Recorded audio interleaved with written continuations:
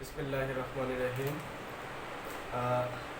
আমি স্ট্রাকচার অনুযায়ী সেন্টেন্স যে 3 প্রকার, ওই ভিডিওটা আপলোড দেওয়ার পরে অনেকজনে কমেন্ট করছিল যে ভাইয়া সিম্পল থেকে কমপ্লেক্স, কমপ্লেক্স থেকে কম্পাউন্ড, এই টাইপ আর কি ট্রান্সফরমেশনগুলোর জন্য একটা ভিডিও দেই। তো সেই ভিত্তিতে আজকে আমি এই যে সেন্টেন্সের যে ট্রান্সফরমেশন তার উপর একটা ভিডিও বানাচ্ছি। আজকে কমপ্লেক্স থেকে সিম্পল করার নিয়ম পড়াবো। শুধুমাত্র 5টা রুল পড়ার মাধ্যমে যে কোনো কমপ্লেক্স সেন্টেন্সকে সিম্পল করা যাবে। তো আজকে 5টা রুলের মধ্যে 1 নম্বর রুল হচ্ছে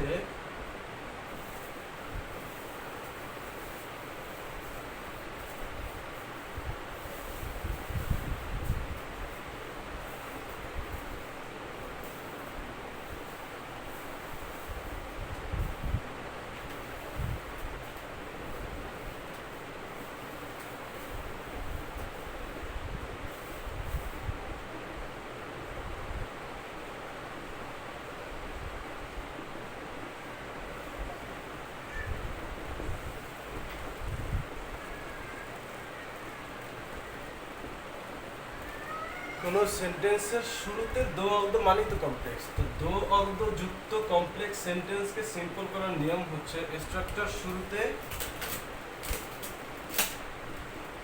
in spite of অথবা despite প্লাস নাউন এর পসেসিভ ফর্ম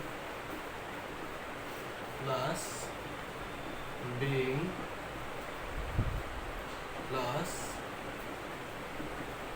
অবজেক্টিভ প্লাস বাকি অংশ।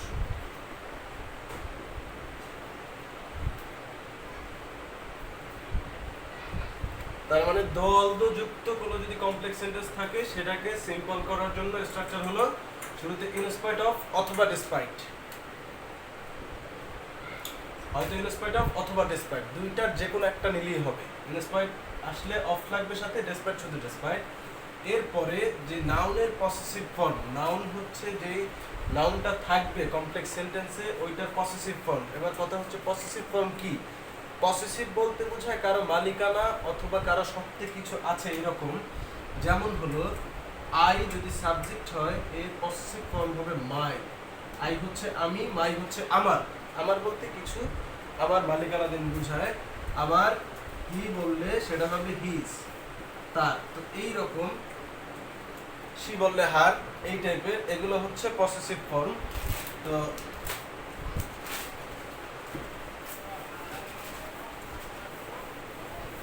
নাউনের পসেসিভ ফর্মের পরে বিং আনতে হবে যোগ করে, তারপরে এই কমপ্লেক্স সেন্টেন্সে যে অ্যাডজেক্টিভটা আছে ওইটা দিতে হবে এবং অ্যাডজেক্টিভের পরে যে বাকি অংশ আছে সেটা দিতে হবে। আমি যদি একটা এক্সাম্পল দেই,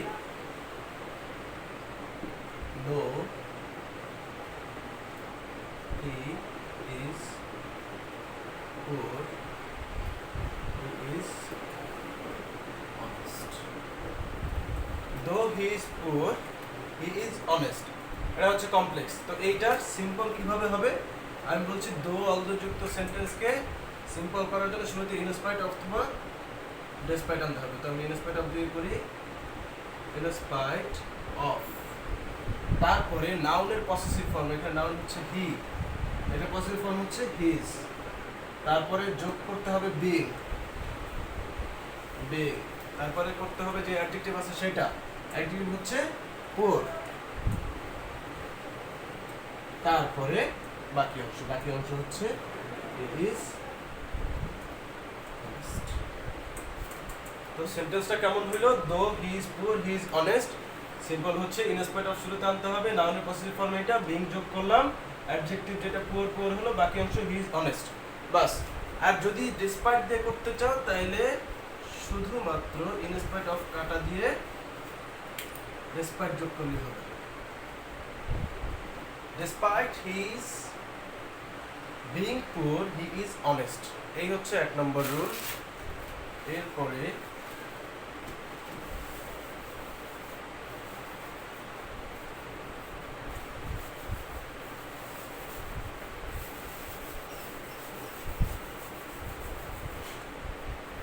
2 নম্বর রুল হচ্ছে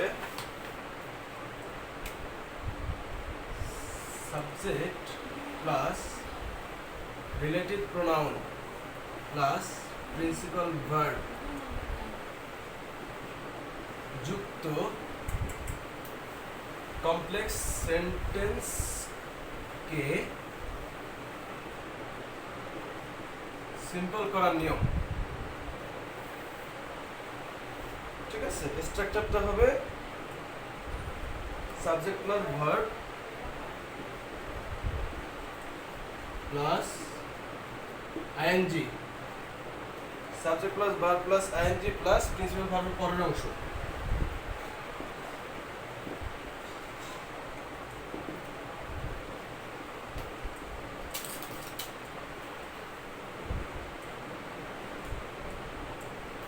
তাহলে subject plus relative pronoun plus principal verb যুক্ত কমপ্লেক্স সেন্টেন্সকে সিম্পল করার নিয়ম। স্ট্রাকচারটা কি বললাম? প্রথমে হবে সাবজেক্ট, এরপর একটা ভার্ব আসবে, যেই ভার্বটা এখানে আছে, তারপরে ভার্বের সাথে আইএনজি, তারপর প্রিন্সিপাল ভার্বের পরের অংশ বসে যাবে। এবার যদি আমি একটা উদাহরণ দিয়ে দেখাই, the man who drinks coffee every day is my friend.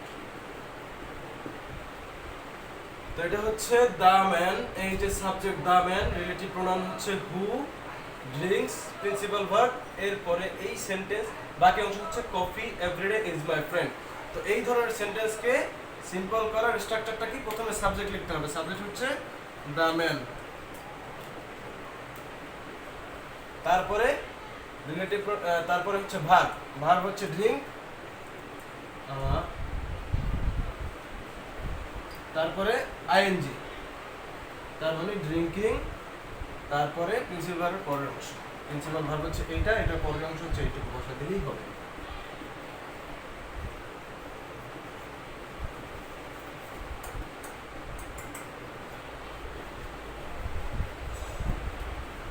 Bus, the man drinking coffee everyday is my friend, এই হচ্ছে আমার subject plus relative pronoun plus principal verb যুক্ত যদি কোনো কমপ্লেক্স সেন্টেন্স থাকে সেটাকে সিম্পল এইভাবে করতে হবে। এবার কথা হচ্ছে যে রিলেটিভ প্রোনাউন কোনটা, যদি জিজ্ঞেস করে স্যার রিলেটিভ প্রোনাউন কোনটা, রিলেটিভ প্রোনাউন কিছু কিছু আছে, যেমন এগুলো হচ্ছে হু, হোয়াট, দ্যাট, এগুলো সাধারণত। ঠিক আছে, হু, হোয়াট, দ্যাট এগুলো হচ্ছে রিলেটিভ প্রোনাউন। এরপরে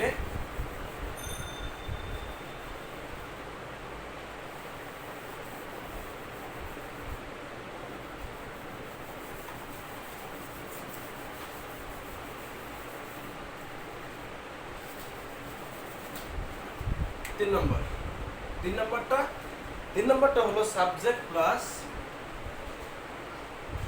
রিলেটিভ প্রোনাউন প্লাস অ্যাডজেক্টিভ যদি হয়, আগেরটা কিন্তু ছিল প্রিন্সিপাল ভার্ব, এটা হচ্ছে অ্যাডজেক্টিভ, সেন্টেন্স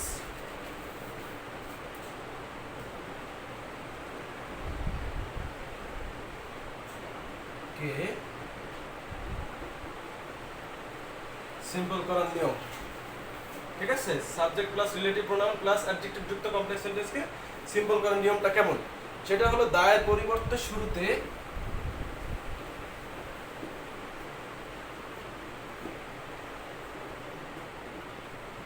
এ অথবা এন বসাতে হবে। যোগ, দায়ের শুরুতে প্রথমে দায়ের পরিবর্তে এ অথবা এন বসাবো, এরপরে অ্যাডজেক্টিভ যোগ করব, তারপরে সাবজেক্ট, তারপরে বাকি অংশ।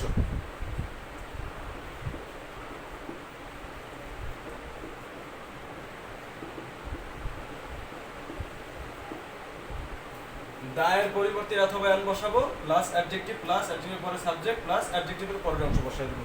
একটা উদাহরণ যদি একটা এক্সাম্পল দেই তবে এটা ক্লিয়ার হয়ে যাবে। এক্সাম্পলটা কি? The man who is honest, the man who is honest he will get reward.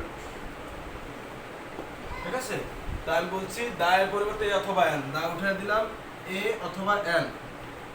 যেহেতু চিন্তা করতে হবে অ্যাডজেক্টিভের ক্ষেত্রে, অ্যাডজেক্টিভ যদি এন গ্রহণ করে এন বসাবো, এখানে যেহেতু অনেস্ট অ্যাডজেক্টিভ এই জন্য এন বসালাম। এরপরে অ্যাডজেক্টিভ, অ্যাডজেক্টিভ কি অনেস্ট। তারপরে সাবজেক্ট, সাবজেক্ট ছিল এই ম্যান, অ্যান অনেস্ট ম্যান। এরপরে অ্যাডজেক্টিভের পরের অংশ, অ্যাডজেক্টিভের পরের অংশ কি ছিল? এই যে হি উইল গেট রিওয়ার্ড, এই যে হি উইল গেট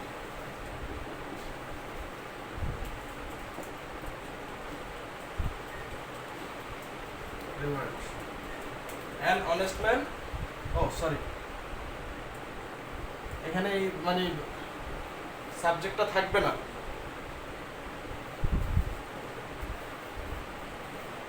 ঠিক আছে, an honest man will get reward. এটা হচ্ছে 3 নম্বর। এরপরে হচ্ছে 4 নম্বর রুলটা কি? এটা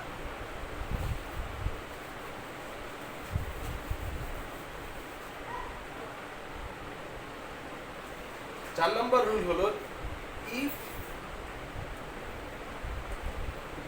যুক্ত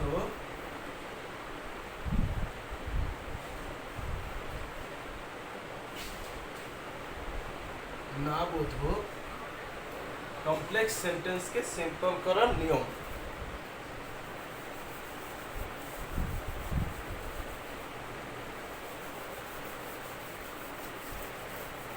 ইফ যুক্ত না বোধক কমপ্লেক্স সেন্টেন্সকে সিম্পল করার নিয়ম, এর সূত্রটা হলো ইফ এর পরিবর্তে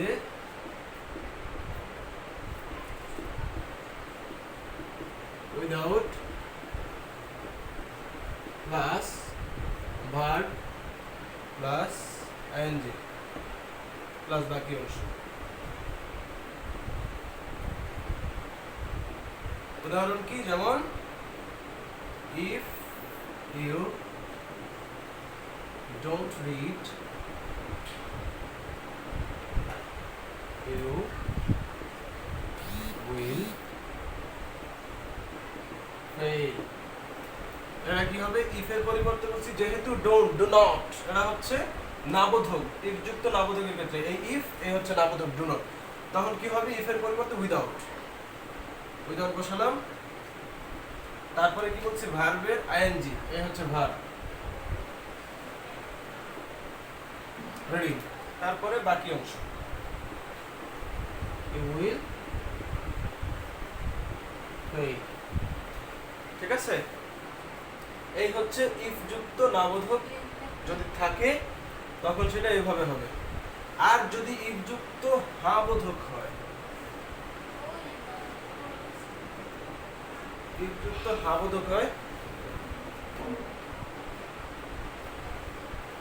ইফ যুক্ত হা বোধক হলে ইফ এর পরিবর্তে বাই, তারপর সব একই থাকবে। ঠিক আছে, if you read you will pass, তার মানে এটা হবে শুধুমাত্র বাই হবে আর সব ঠিক থাকবে। By reading you will pass. এই ছিল আজকে আমাদের কমপ্লেক্স থেকে সিম্পল করার 5টা সুন্দর রুল।